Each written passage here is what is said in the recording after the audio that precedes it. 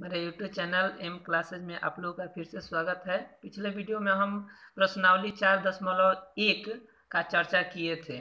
आज हम लोग ये 4.2 का चर्चा करेंगे और ध्यान दीजिएगा, ये जो वीडियो है क्लास 10th के NCERT के मैथमेटिक्स का सॉल्यूशन कर रहे हैं, ठीक, इसलिए इसको भी ध्यान में रखिएगा। देखिए फर्स्ट क्वेश्चन है, गुणनखंड विधि से निम्न द्विघात समीकरणों के मूल ज्ञात कीजिए। ये जो द्विघात समीकरण दिया है इसका मूल ज्ञात करना है, ठीक। चलिए पहला क्वेश्चन यहाँ हम देखते हैं। फर्स्ट क्वेश्चन हमारा है x square minus 3x minus 10 is equal to 0। देखिए इसको क्या करते हैं, यहाँ जो एक्स स्क्वायर का जो कोफिशिएंट है यानी जो गुणांक है वो, और ये लास्ट यानी कि ए और सी को पहले मल्टीप्लाई कर देंगे। तो यहाँ पे 1 से मल्टीप्लाई है तो यानी 1 इंटू 10 से जब मल्टीप्लाई करेंगे तो 10 होगा। और देखिए 10 को दो संख्याओं में तोड़ते हैं, जो कि गुणा करे तो ये 10 आना चाहिए और जोड़े या फिर घटाएं तो ये बीच वाला आना चाहिए यानी कि 3 आना चाहिए। देखिए हम इसको तोड़े हैं 5 और 2, 5 इंटू 2, 5 दूना 10 और 5 में से 2 घटेगा 3 आ जाएगा। तो इसको ऐसे लिख सकते हैं x square minus 5x plus 2x, फिर घटेगा तो माइनस 3x आ जाएगा प्लस ये माइनस 10, ठीक, इज इक्वल टू 0, ठीक। अब देखिए ये दोनों में से x हम कॉमन ले रहे हैं तो x माइनस यहाँ पे 5 बच जाएगा, ये प्लस यहाँ से हम 2 कॉमन ले रहे हैं तो ये 2 कॉमन करेंगे तो x माइनस ये 5 आ जाएगा इज इक्वल टू 0। अब देखिए ये दोनों में x माइनस 5 कॉमन है, ध्यान रखिएगा ये दोनों इक्वल आना चाहिए यानी दोनों बराबर आना चाहिए, ठीक ना। अब हम ये दोनों में से कॉमन ले रहे हैं तो यहाँ पे हमारा x बच गया, ये बच गया प्लस 2 इज इक्वल टू 0। अब अलग अलग एक बार इसको 0 के बराबर और एक बार इसको 0 के बराबर कर रहे हैं तो x minus 5 is equal to 0, x is equal to 5 और इसको कर रहे हैं x plus 2 is equal to 0, x is equal to minus 2। अतः दो मूल हमारा x का वैल्यू एक 5 आ जाएगा, दूसरा माइनस 2। चलिए नेक्स्ट क्वेश्चन हमारा है 2x square plus x minus 6 is equal to 0। ये फर्स्ट लास्ट को गुणा कर दिए तो 6 दूना 12 हमारा हो जाएगा। अब इसको दो भागों में तोड़ना है तो इसको तोड़े हैं 4 गुणे 3, देखिए 4 3 12 और 4 में से 3 घटेगा तो 1 आया। ये भी ध्यान दीजिएगा यहाँ पे प्लस है तो प्लस वाला ये प्लस लाना है तो ये जो ज्यादा है उसको पॉजिटिव में यानी कि प्लस में रखना है और उसमें से ये कम वालों को घटाना है। और दूसरी बात कि माइनस प्लस जब मल्टीप्लाई कीजिएगा तो ये माइनस, अगर यहाँ पे प्लस हो तो इस तरह से ये नहीं बनता है, ठीक ना, तो ये भी ध्यान दिया जाता है, ठीक। अब चलिए ये दोनों में 2 कॉमन है और x भी है तो 2x कॉमन ले लिए तो यहाँ बच गया x और ये बच गया 2, ठीक। इसमें से माइनस 3 कॉमन लिए तो ये बच गया x और यहाँ पे बच गया प्लस 2, ये दोनों यहाँ पे भी इक्वल है। अब ये इसमें से कॉमन किए तो ये यहाँ बच गया 2x और ये हो गया माइनस 3 इज इक्वल टू ये 0। अब एक बार इसको 0 के बराबर कर दिए, x plus 2 is equal to 0 तो x इज इक्वल टू ये इधर आएगा तो माइनस 2। अब ये 2x minus 3 is equal to 0 तो ये 2x इज इक्वल टू ये इधर आएगा तो प्लस 3 हो जाएगा, x इज इक्वल टू ये इधर आ जाएगा तो डिवाइड कर देगा यानी कि 3/2। अतः इसका दो मूल्य हो जाएगा x is equal to minus 2 3/2।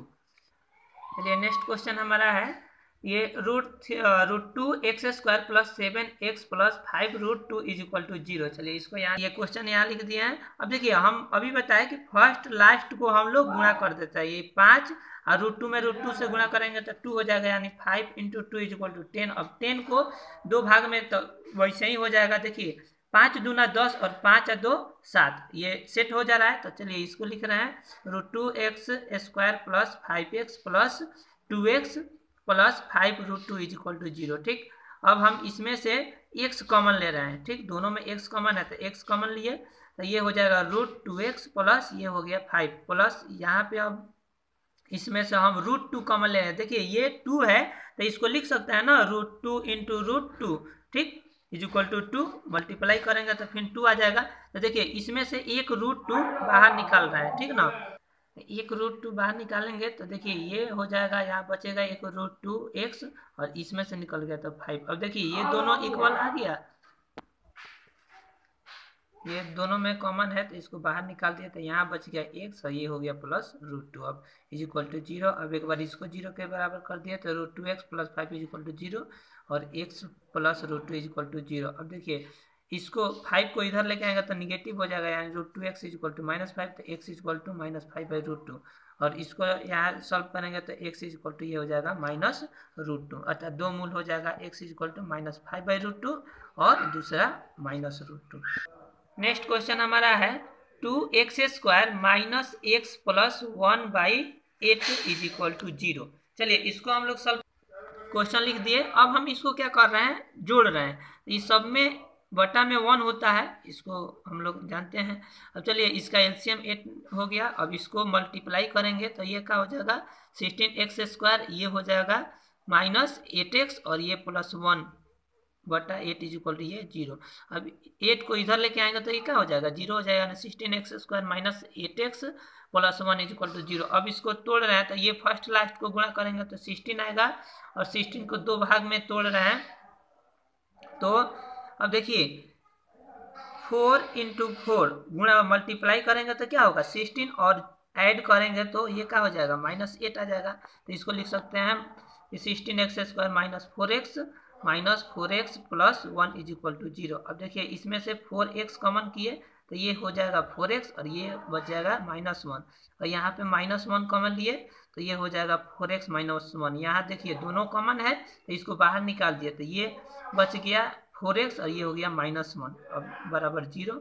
तब ये एक बार इसको 0 एक बार इसको 0, तो 4x - 1 बराबर 0, तो 4x इक्वल टू इधर आएगा तो 1 होगा, तो x इक्वल टू 1/4। उसी तरह से इसको भी करेंगे तो 4x equal to 1, x equal to 1/4। अतः दो मूल x का दो मूल होगा 1/4, 1/4।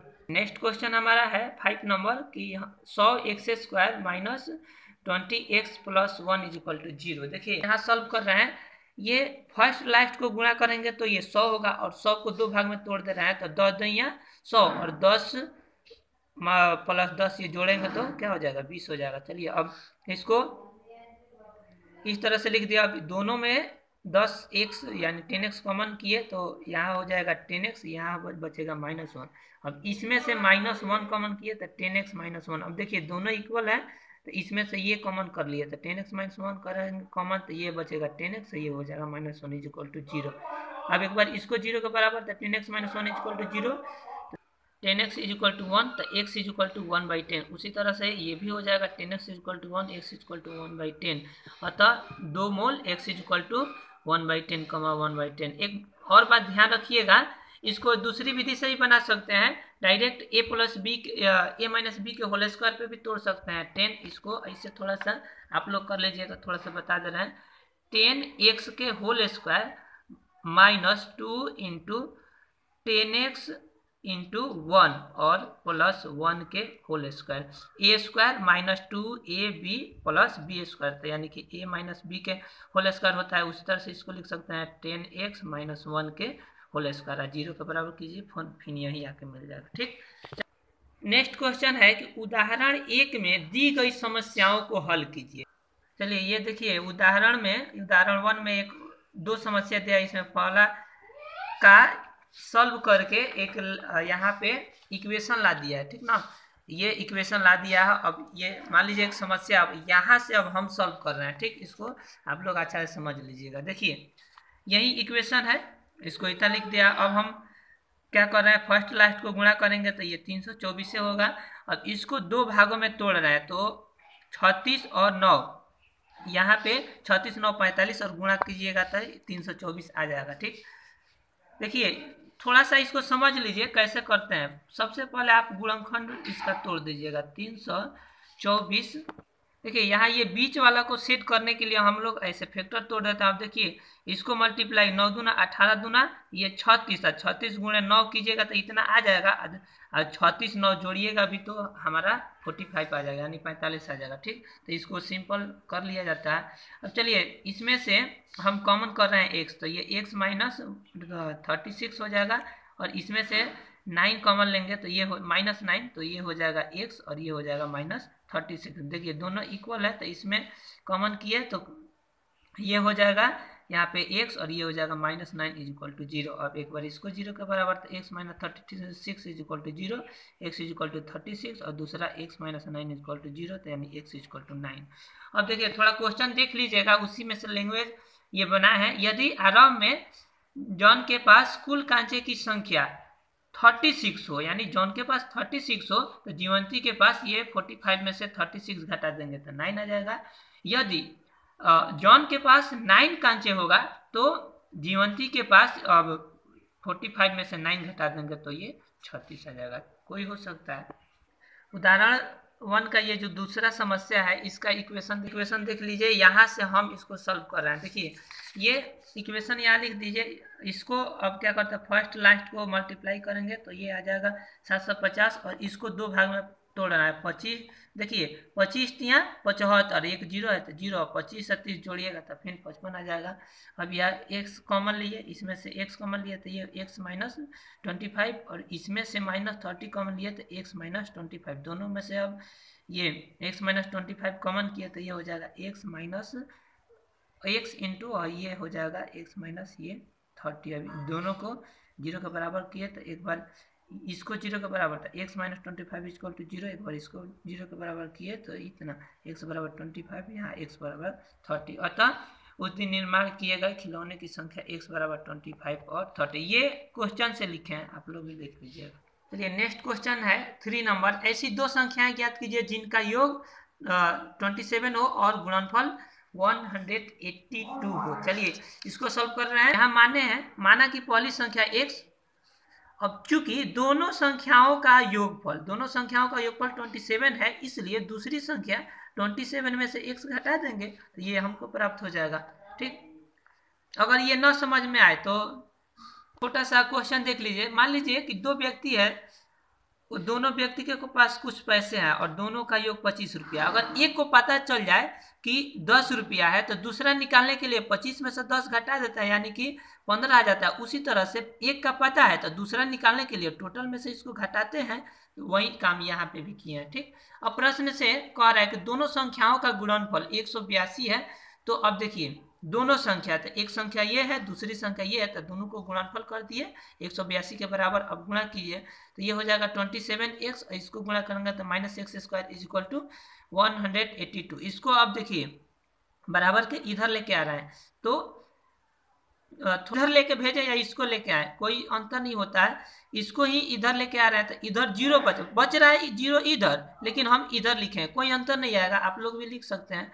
ठीक, अब ये इधर जब जाएगा तो एक्स स्क्वायर, ये इधर आएगा तो माइनस 27x और ये इधर है तो ये हो जाएगा क्या 182 बराबर 0। अब इसका फैक्टर तोड़ रहे हैं, ये एक्स स्क्वायर इसको 2 भाग में तोड़ दिए 13 और 14 में, तो और ये हो जाएगा 182। अब इसमें से देखिए x कॉमन लिए तो ये बचेगा x माइनस 13 और ये इसमें से माइनस 14 कॉमन लिए तो x माइनस 13। अब दोनों में से x माइनस 13 कॉमन लिए तो ये बच गया x और यहाँ हो गया माइनस 14 इज इक्वल टू 0। अब एक बार इसको 0 के बराबर किए तो x इज इक्वल टू हमारा 13 आया, एक बार इसको 0 के बराबर किए तो x इज इक्वल टू 14 आया। अब देखिए यदि पहली संख्या इसको माने 13 तो दूसरी संख्या हमारा 14 आएगा।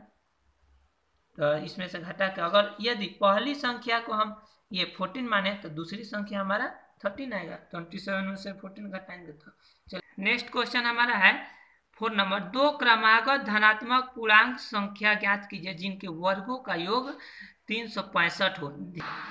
यहाँ पे हम सॉल्व किए हैं। माना कि पहली धनात्मक पूर्णांक संख्या x तथा दूसरी धनात्मक पूर्णांक संख्या x प्लस 1। ध्यान दीजिएगा धनात्मक पूर्णांक कह रहा है तो क्रमागत होता है और एक के बाद दूसरा एक एक बढ़ते जाता है, इसलिए दूसरा x प्लस 1 हो गया।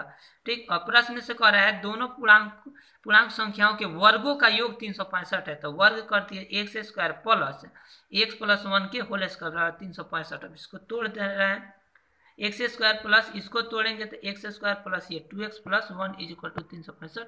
इसको बराबर के इधर लेके आ रहे हैं, ये 2x स्क्वायर ये प्लस 2x और ये प्लस 1 इधर आएगा तो माइनस 365 बराबर स्क्वायर प्लस 2x माइनस ये घट जाएगा 364 बराबर 0। अब इसमें से दो तीनों किए तो x square plus x minus 182 बराबर 0। तब इसको इधर लेके आएंगे तो 0 हो जाएगा, 82 बराबर 0। पिछले क्वेश्चन में देखिएगा 182 का ही फैक्टर किए थे तो ये बिल्कुल आसान है। यहाँ से अब x का वैल्यू यहाँ से निकालेंगे। देखिए 2 भाग में तोड़ दिए हैं, x बराबर ये हो जाएगा x प्लस 14, यहाँ पे -13 कॉमन लेंगे तो ये हो जाएगा x + 14। अब दोनों में x + 14 कॉमन होगा तो x - 13 यहाँ आएगा, बराबर 0 कर दिए। अब x + 14 बराबर 0 और x - 13 बराबर 0।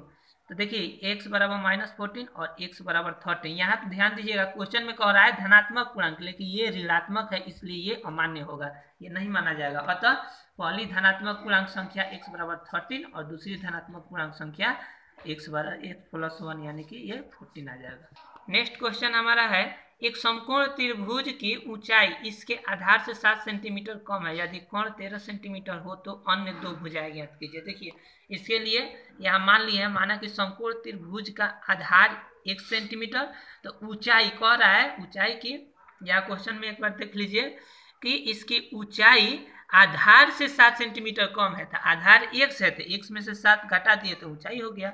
और तथा क्वेश्चन में दिया है कि कोण बराबर 13 सेंटीमीटर। अब पाइथागोरस प्रमेय से लंब के स्क्वायर प्लस आधार के स्क्वायर बराबर कोण के स्क्वायर होता है। यही लंब ऊंचाई है तो यानी x - 7 के square plus x square is equal to ये कोण है 13 के स्क्वायर।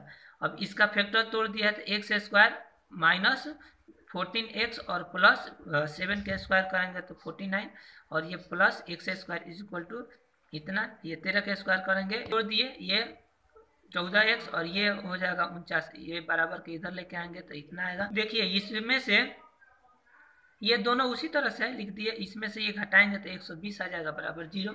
दोनों में 2 कॉमन है तो x square - 7x - 60 is equal to 0।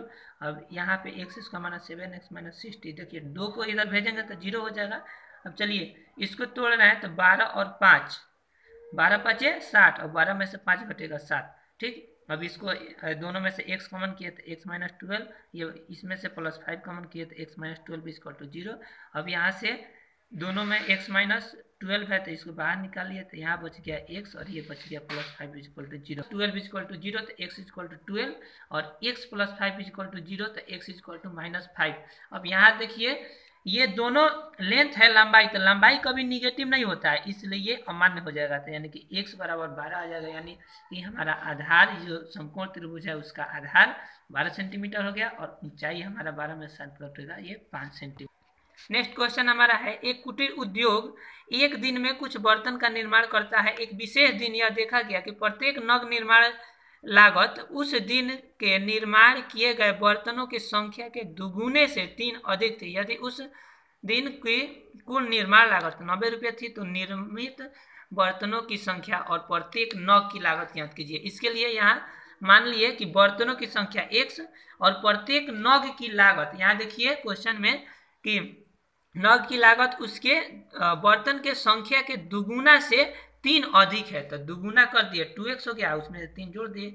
और प्रश्न से कह रहा है कि कुल निर्माण लागत दिया है 90 रुपया, तो कुल निर्माण लागत का मतलब हुआ कि बर्तनों की संख्या और एक बर्तन में जो नग लग रहा है उसमें जितना खर्च हो रहा है उसको गुणा करेंगे तो टोटल आ जाएगा, तो इसको मल्टीप्लाई कर दिया, ये 90 के बराबर हो गया। अब देखिए इसको गुणा करेंगे तो 2x², ये हो जाएगा plus 3x is equal to 90, इसको इधर लेके आए 3x - 90 इज इक्वल टू 0। अब इसका फैक्टर तोड़ दिए, फर्स्ट लास्ट को गुणा करते हुए इसको देखिए 2x² - 12x + 15x - 90 is equal to 0।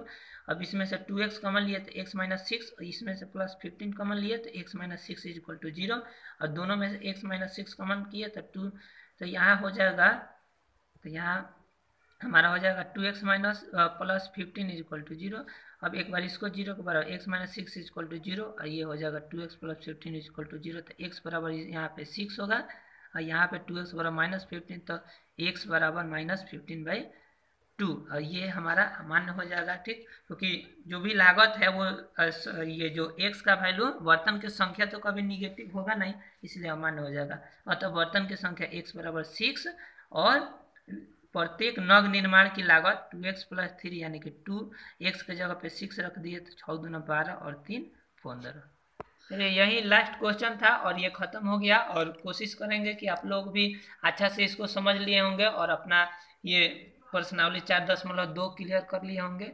और थोड़ा सा ध्यान दीजिएगा कि हमारा वीडियो अच्छा लगे तो प्लीज़ लाइक शेयर और सब्सक्राइब जरूर कर दीजिएगा, क्योंकि जितना जल्दी आप सब्सक्राइब कीजिएगा तो हमारा भी मनोबल बढ़ेगा, हम भी कोशिश करेंगे कि और अच्छा से अच्छा इसको वीडियो को बनाएं। और जो भी आप लोगों के पास क्वेश्चन हो तो प्लीज़ कमेंट बॉक्स में डाल दीजिएगा, हम उसको सॉल्व करने का कोशिश करेंगे।